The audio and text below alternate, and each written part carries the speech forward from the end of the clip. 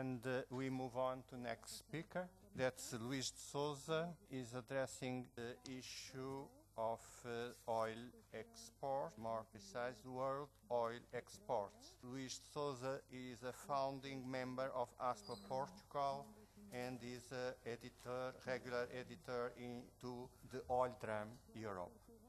Thank you, Rui. And before I start, I would like to present my apologies for this first shake-up in the lineup of the speakers. But you know, I use free software, and this Windows laptop was trying to sabotage my presentation, so I had to make some last-minute changes to it.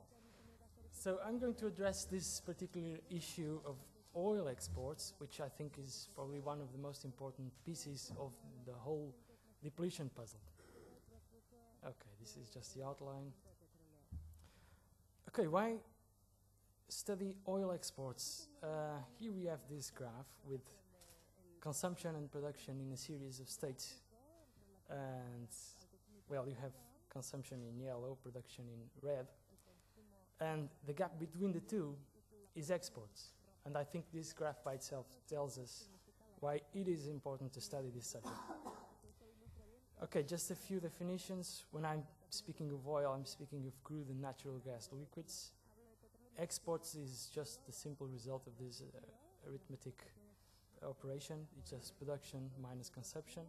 And these acronyms, which is quite enlightening, stands for world oil exports. Okay, this model that I will present aims to be a guide for policymakers in general, especially those here in Europe, to get a good grasp on what the future of the world oil market could be. Okay, a bit of history. The earliest work I could find on this subject was this one, entitled Forecasting the Limits to the Availability and Diversity of Global Conventional Oil Supply, which was authored by this gentleman Hallock and some others, and in the alia is included Professor Charlie Hall, who will be addressing the conference later on. And this work was important because they envisioned that oil exports would peak before world oil production would peak, and they understood that along the way there would be a series of countries leaving the club of exporters. Well, then in 2006 we started having a series of articles at the Oil Drum, authored by Jeffrey Brown and Samuel Fouché. For those who don't know, Samuel Fouché writes at the Oil Drum under the pseudonyms of Kebab. Okay, and they started working with Herbert linearization analysis on the big exporters, and they were finding a very doomy picture, not doomy, but gloomy picture. Okay, they were building on previous work by Matthew Simmons, of which I couldn't find any written support of it. But at this time, I started to get really worried about it because I wasn't seeing anyone here in Europe worried about it. So what I did was the following.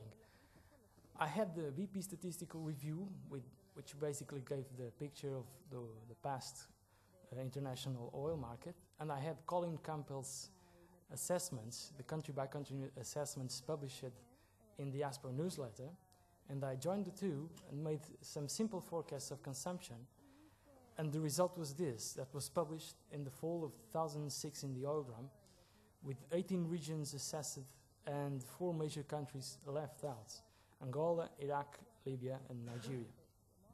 Okay? And last year at Cork we had this man, Jeff Rubin, who is an economist with CIBC, and he talked about oil exports at the conference, and we would eventually bring the subject to TV, as you can see here. And he uses this very interesting sentence, I like it very much. OPEC's growing call on itself. It's a simple sentence that pretty much gathers it. Okay, so what's behind this exports thing? This is a graph that was published by Professor Defeys just a few months ago that shows supply versus demand. And the main feature of this graph is that beyond a certain production threshold, production stops answering to price. Price goes up, and up, and production doesn't move. And this results in what I call a wealth transfer from oil importers to exporters, with higher prices, bringing higher income to exporters, that in its turn feeds more consumption in exported countries, and in its turn results in a lowering of exports available to the oil market. So when you have this vicious circle that prolongs the growth of oil prices and the decrease in oil available to the market. And here's an example of all this talk. This is Mexico. The blue line is oil available for export, and the yellow line is the revenue calculated with the Brent spot prices. And what you can see is very simple. Since 2004, oil exports declined to a half, and at the same time, the revenue doubled. You know, there's no way Mexico is going to start reducing consumption and increasing export, because so far there hasn't been the signal to do that. Okay, and this is explaining this export land model, which is basically Jeffrey Brown's idea of this whole plot, which is basically production and consumption running together to this final rendezvous, where at the same time exports just sank to zero. Okay, now I'm going to show you the methodology of how I came up to this particular model with a particular example of Libya. Well, the data sources I used so far are this: Colin Campbell's forecast, as I mentioned before, BP's statistical review, which Jean just said earlier is not that much of, not a good source, but okay. I use also IEA's country-by-country energy profiles. They are very useful on consumption data, especially. The Oil Mega Projects database and the United Nations population forecasts for forecasting consumption. Okay, first of all, and to start to get a grasp of the future, as Shell said earlier, we must study the past. So I start by studying history of each country. So here's Libya. So here's history of Libya in 2 minutes. Libya is a very young country. Basically, it came to existence in the aftermath of the Second World War, ruled by this man, King Idris. And oil exploration started still in the 50s. The first fields were identified by the late 50s. Production started in the early 60s. They built pipelines to the Mediterranean. It had this incredible increase of 10 years, in less than 10 years' time, to over 3 million barrels of oil per day. And all was going fine until, out of the blue, came this man, Colonel Gaddafi. He staged a coup d'etat. He nationalized the banks, nationalized the oil industry, and soon after, Libya joined OPEC just in time to have a major role in the embargo to the United States. And in the following years, the relations between Libya and most of the West deteriorated. That ended up with an embargo from the US to Libya in '82. Then the bombings of Tripoli in '84, where one of Gaddafi's sons died. And unfortunately, the Lockerbie event, where more than 200 people died. This would lead to a set of sanctions being imposed by the United Nations Security Council in 1992 that cast Libya to oblivion during more or less a decade.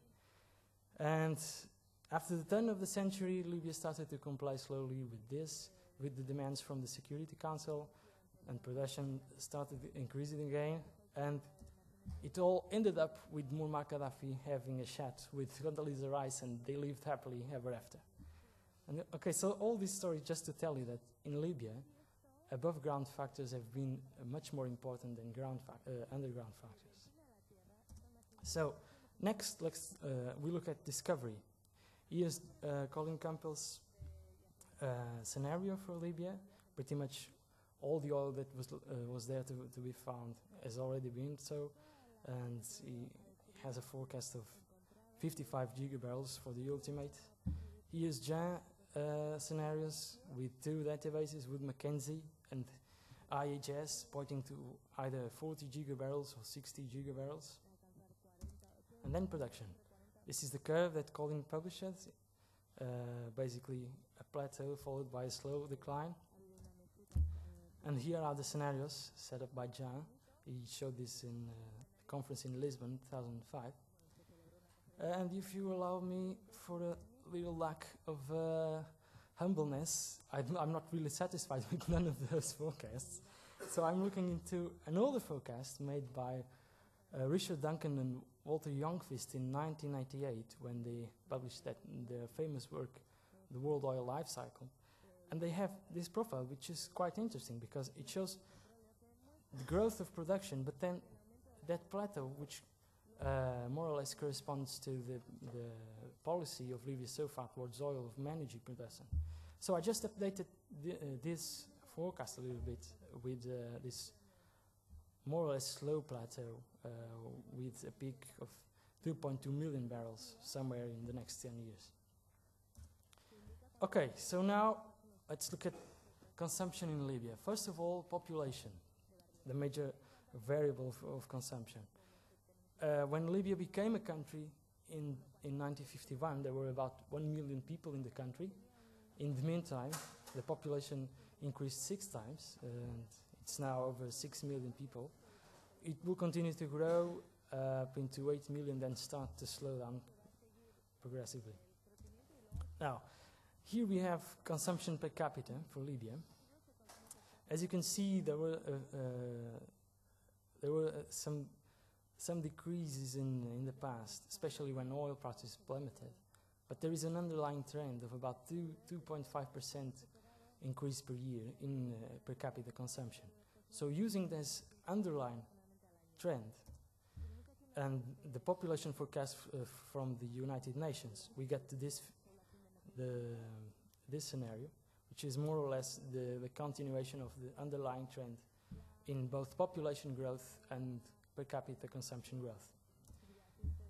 And getting it all together, we reach this scenario, which is not particularly gloomy, so consumption can increase and Libya continue to be an important exporter of oil in the years to come. Okay, so let's look at the broader picture. First of all, a few important countries. This is Saudi Arabia with the classical forecast of plateau to 2020 and then decline, and with the consumption growing about 4% per year. Well, this may look like a gloomy picture, but my friends tell me it's quite rosy. In fact, possibly the production will start declining earlier, and consumption has been increasing much faster than what's depicted here. Here's Russia. Russia pretty much already peaked. It's something that we already waited. We expected it maybe for 2010, but I think it's now, and it's going to enter this phase of decline. Consumption will stay more or less where it is now, slow growth. And, well, guess who is the largest importer of oil from Russia? And this is Norway. Pretty much not much to say. Consumption has been low. They've passed their peak. They're now on the terminal decline. And the exports will vanish in the next 20 years or so. Guess who is the largest importer of oil from Norway? Okay, and here's the final picture. And I promise you won't see anything more frightening than this in terms of coloring. And for those who have seen this model previously, the main differences are the inclusion of Libya, the inclusion of Iraq and Nigeria, which are 2 fat lanes in there. If I could get them out, I would point it to you. Okay, whatever. And the main features of this graph are the following. First of all, world oil exports have already peaked. They peaked in 2005, 2006. They are already on the decline. And this decline will accelerate throughout time. And by 2020, we will have about less 10 million barrels of oil per day reaching the market compared to the peak time. Okay. By the way, the forecasts for Iraq and Nigeria are quite rosy forecasts. expecting everything going wrong, going right with social, economic problems. Okay, another way to look at it is using these pie charts, and basically we have on the left here the market today. We have two big weights here, Saudi Arabia and Russia, former Soviet Union, and then a number of smaller exporters that are somewhere between 3 and 6% of the market. So they are presenting a market that's quite heterogeneous right now. And this, to 2020, this will change. We'll still have two heavyweights, Saudi Arabia and former Soviet Union, but the number of smaller countries will reduce visibly. And we end up with more or less 10 regions, just 10 regions, exporting more than 1 million barrels of oil per day. Another way of looking at it is with these pie charts that show OPEC's share of the market. It now stands at about 61%, and in 2020 will be more than 70% of the market. Okay, so will it be like this? Well, here's again that lovely scheme.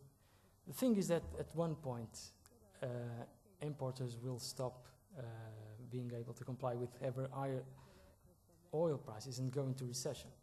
If they go into recession, demand decreases, the money transfer starts going down, so exporters don't have the stimulus to grow their consumption, and so exporters start growing again or stay at the same levels, and the whole cycle breaks up. Okay, so is this what we are seeing now? Well, in June we had this, basically with $140 per barrel. The road transport industry wasn't functioning anymore. It wasn't profitable.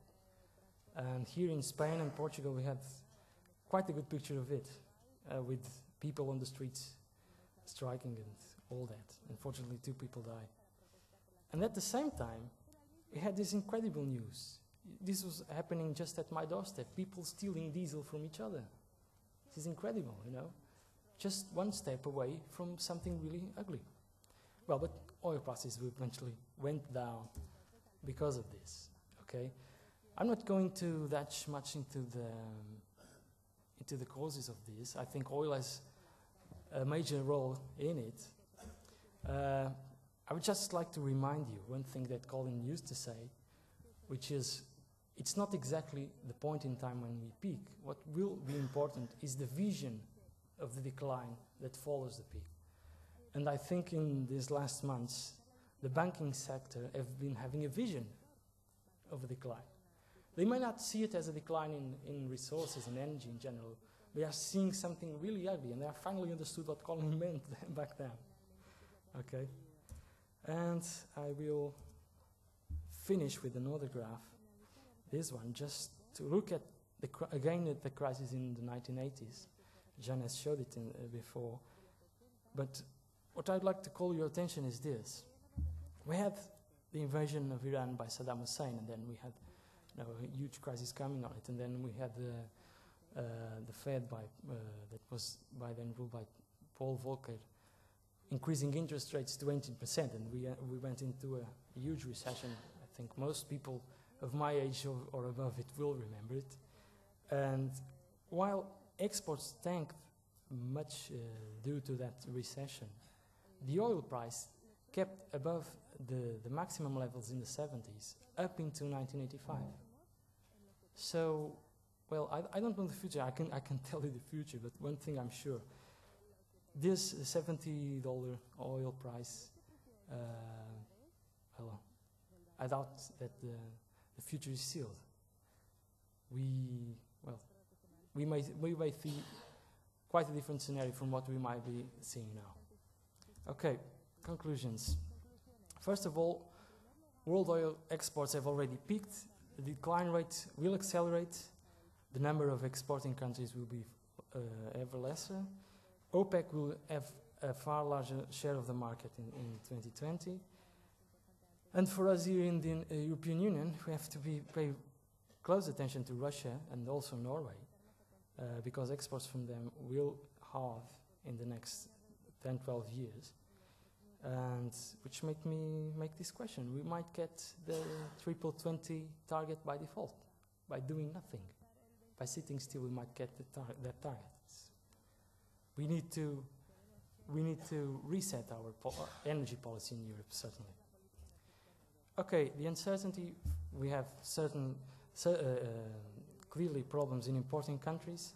Nigeria and Iraq can change the picture visibly, and monetary policy, just like in the early 1980s, could have a dramatic impact in the outcome. Okay, but the scenario I presented here is in many ways a best case scenario, because these problems will result eventually in a decline of exports, not in anything else. Okay, future work, I'll have to rework Nigeria and Iraq and unbundle the FSU and reassess the Middle East and unbundle gas liquids from crude.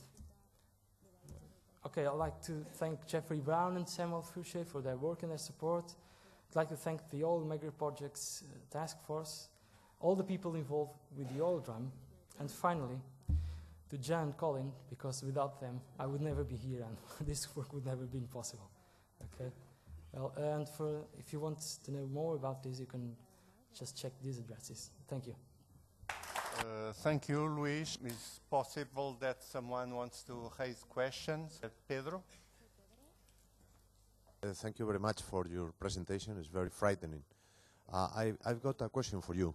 Have you already analyzed or discriminated how much of this increment or increase in the domestic consumption of oil in the oil exporting countries is due to population, and how much could it be devoted to the increasing cost of extracting the oil, because some of the oil exporting countries are already in the second half of the oil era, because there might be also increasing their own internal cost to extract the same units of energy. So the net exports will decrease also for that reason. So how much is for population, how much could be for a deterioration, erosion in the oil extraction? Well, I haven't done so yet, but what I can tell you is that in most of these countries, consumption per capita is quite stable. So except for the Middle Eastern countries, we see big swings year to year sometimes in consumption per capita, but in most of the other countries, consumption per capita is quite stable, and it grows at very stable rates. So, well, I expect that to happen eventually in some countries. The intensity of the oil extraction business starting to showing up in consumption. But, well, I haven't done so. Since about 4 or 5 months ago, the Joint Oil Data Initiative database started publishing import-export data, actually. And I wonder if you already took a look at that and see if it's of any use. No, I haven't looked at it yet. Okay. But it will be an important resource, I believe. I have one comment. I work in solar energy. For many years I've been convinced that solar energy would never be taken seriously until oil began to run out, which it is now. Many people say that solar energy can never do what petroleum is doing for us, and of course they're right. But it doesn't have to. People are operating under the misconception that humanity has been using energy. Humanity has not been using energy. Humanity has been acting like a pig. In the United States, the average human being every 22 days consumes his own weight in water and food. In the United States, the average human being consumes their own weight in petroleum, just petroleum, every 7 days, not every 22 days, every 7 days. And that's because energy has been so cheap. People have been literally throwing petroleum at us. And we don't have to replace the petroleum used by solar energy. First step is to be conserving, to be efficient. I might mention that liquid energy is very, very important. Jean Larrière mentioned it earlier. In the Airbus company, if you wanted to fuel the whole Airbus fleet with biofuels, if you could produce jet fuels with biofuels, it would take all of the farmland of France. That's not going to happen. The airline industry has no future. We're going to see a completely different airline industry. Let me just add to that something, that a calculation that we made at the oil drum some months ago, to comply with the energy policy, the 2020 energy program of the EU, on biofuels, we will have to plant an area equal to the area of Germany, just to reach those 10% of biodiesel used in and biofuels used in transport.